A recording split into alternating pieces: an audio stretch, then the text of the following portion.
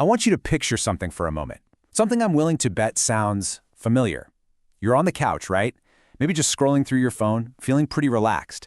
And then someone you love, your partner, maybe a parent, a friend, they look over your shoulder. They see what you're doing with your money. And that's when it happens. They say it. You know the words. That is such a dumb idea. Why would you ever do that? And it could be anything, couldn't it? Maybe you were buying a stock they thought was just plain foolish. Or maybe you were doing the opposite, refusing to buy that one stock they were convinced was a sure thing. It could have been something as simple as moving money into a savings account. It almost doesn't matter what it was. What matters is how that judgment lands, like a stone. And you feel it, don't you? Right then. It's a physical thing. This tightness that starts right in your chest and just spreads. Your blood feels a little hot. Because the thing is, to you, inside your own body, that choice you just made, it didn't feel dumb. Not at all. It felt smart. It felt safe. In fact, it probably felt like the only possible move to make. It felt, in a single word, like survival. So this is the real mystery, isn't it? The one we really need to try and solve. How is it possible that two people, two intelligent people, people who might even love each other, can look at the exact same thing, the same economy, the same stock market, the very same dollar bill, and see two completely different, totally conflicting realities? And maybe even more important, why does it feel so deeply, deeply personal when they disagree? Well, the writer Morgan Housel has an idea about this, and he says the answer. It has almost nothing to do with the numbers on a spreadsheet, or what you just saw on the financial news. No, the answer isn't in the math. It's buried so much deeper than that. It's in your personal history. It's written in the language of your oldest scars. And what Housel calls this is your money story. Now, this isn't a story that you read from a book. Oh no. This is a story that was written directly into your nervous system, often before you even had the words to describe what was happening around you. It's this deep, instinctual set of beliefs you have about money, and it was forged in the fire of your childhood, in that unique emotional world you grew up in. And here's the first really hard truth we have to grapple with. The way you handle your money today, right now, it has almost nothing to do with how smart you are, nothing to do with your IQ, or how many finance books you read. It has almost everything to do with the specific year you were born and the specific house you grew up in. Think about that. Your personal experiences, they are the true author of your financial life. Okay, let's make this feel a little more real. Let's talk about inflation. Imagine you grew up in the 1970s. You didn't just hear about inflation on the news, you saw it, you felt it. You probably watched your parents sitting at the kitchen table late at night, their faces just tight with stress because the price of gas and groceries was going up so fast their paychecks just couldn't keep up. So for you, the idea of high inflation, it's not just some data point on a chart. It actually feels like a panic attack just waiting to happen. But what if you grew up in the 90s or the 2000s? Well, then inflation was basically a ghost story your grandparents told you. The real monster under your bed wasn't rising prices. It was the idea of a stock market crash. Okay, so now let's fast forward to right now. Inflation is back. It's all over the headlines. The person who grew up in the 70s, they're panicking. That old trauma is screaming at them. Buy gold, buy property, hoard everything because the dollar is dying. Meanwhile, the person from the 90s is looking at them like they're crazy. They're calm, maybe even a little dismissive. Just relax, wait it out. The Fed will handle it. Stop being so emotional. Do you see? You're both staring at the exact same inflation rate, but you are reacting to completely different ghosts from your own pasts. And here's the kicker. You are both absolutely 100% convinced that the other person is a total idiot. This really shows how our personal stakes completely define our reality. Housel tells this perfect little story. I want you to imagine a wealthy banker on Wall Street. The stock market suddenly drops 20%. He glances at his screen and he thinks, oh, great, everything's on sale, time to buy the dip. I mean, he's seen this happen a dozen times before. His job is totally secure. He's got a massive safety net. So for him, risk, it's really just another word for opportunity. Okay, now, I want you to imagine the janitor who cleans that same banker's office late at night. He has worked for years to save up a small nest egg. He put it in the stock market because everyone told him that's what he was supposed to do. And then the market drops 20%. The banker is clicking buy. The janitor, he is selling everything he owns in a desperate, gut-wrenching panic. So we look at that situation from the outside, and what do? We judge. Of course we do. We call the janitor dumb. We say he's being emotional, that he has no discipline. We say, see, he bought high and sold low. But are we really seeing the whole picture? are we even asking the right question here? The truth is, neither of them is dumb. And honestly, neither one is smarter than the other. What's happening is they are playing two completely different games. And each game has a rulebook written by their own unique life. The janitor isn't being irrational. What he's doing is reliving the trauma of watching his parents lose their house back in 2008.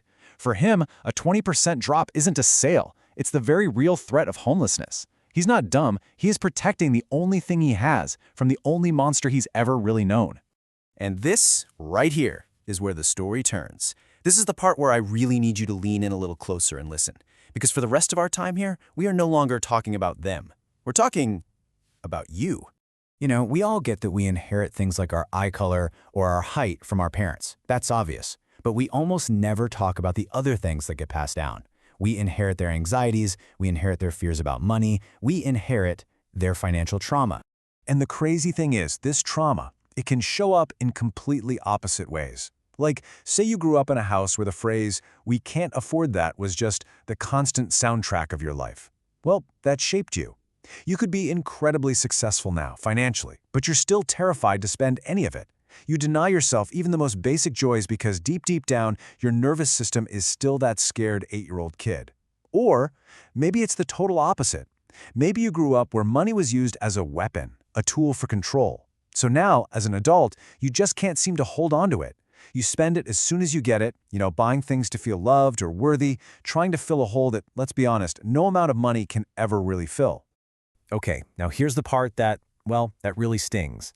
We all walk around believing our financial strategy is the product of pure logic, right? We tell ourselves, oh, I've run the numbers. I'm being completely objective about this. But if we're being really honest, most of the time, we're not. What we're actually doing is finding very sophisticated, very clever ways to justify our own trauma. We're not really seekers of financial truth. We're more like lawyers for our own history, presenting just the right evidence to defend our deepest, oldest fears. And this is why money fights feel so incredibly, intensely personal. This is why the arguments get so heated, so fast. Because when your partner or your parent criticizes how you spend your money, they aren't just questioning your math. No, on a level you might not even be aware of, they are criticizing your oldest, most primal survival mechanism. They are, in a way, telling that scared little kid inside of you that their scars are ugly. And that kid is going to come out swinging and fight back with everything they've got.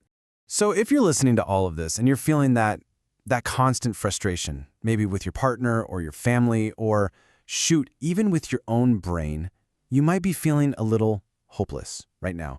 And that makes sense. It's true. We can't go back in time. We can't rewrite our own history. So what do we do? I mean, where do we possibly go from here? Well, the very first step is to just recognize the game you're in, and then you stop playing it. You stop taking financial advice from people whose life experiences look nothing like yours. You know the billionaire on TV who says debt is a powerful tool?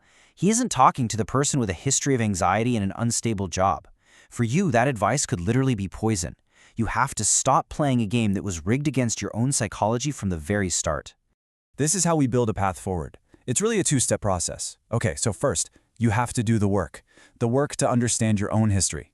So instead of just reacting in the moment, you start to ask yourself why. Why does this particular action feel so safe to me? And maybe you could even ask your loved ones, hey, when you were a kid, what did money mean in your house? The goal here is just to seek understanding, not judgment. And then second, you take that understanding and you use it to design a financial strategy that fits your specific psychology. Not your neighbor's, not your dad's, yours. Just yours. You see, this means we have to completely redefine what the purpose of money even is. Its job, it's not just to grow at the maximum possible rate. That's not the point. Its true purpose is to give you control over your own time. Its real job is to let you sleep peacefully through the night. So listen, if the very thought of an aggressive stock portfolio keeps you awake with anxiety, it doesn't matter what some chart says. That strategy is wrong for you. And on the flip side, if having a big pile of cash sitting in a simple savings account gives you a deep feeling of peace and security, then that cash is doing its job perfectly. It's working. Because ultimately, the goal of a good financial life, it isn't to be mathematically optimal. It's just not. It's not about squeezing every last percentage point of return out of every dollar. The goal is just to be enough. To have enough so that you can sleep. To have enough so that you don't have to fight with the people you love anymore. To have enough so you can finally look in the mirror and forgive that kid inside you who grew up so scared. Look, The world is never going to stop telling you that you're doing it wrong. The news, the influencers, even your own family, they will always have an opinion. They'll show you the charts, they'll show you the graphs to prove how much more money you could be making, but you have to remember this, okay? The only person who has to live inside your head, the only person who has to feel the anxiety or the peace that comes from your choices is you. And your peace of mind is worth so much more than any market benchmark. And so this all leaves us with one final, very important question, and I want you to be really honest with yourself here. What is your money story? What are the fears you're running from, and what is the sense of safety that you're running toward? Because once you can truly understand that, you can stop fighting with the ghosts of your past, and you can finally start building a future that actually, truly fits you. Take good care of yourself, and please, take good care of your story.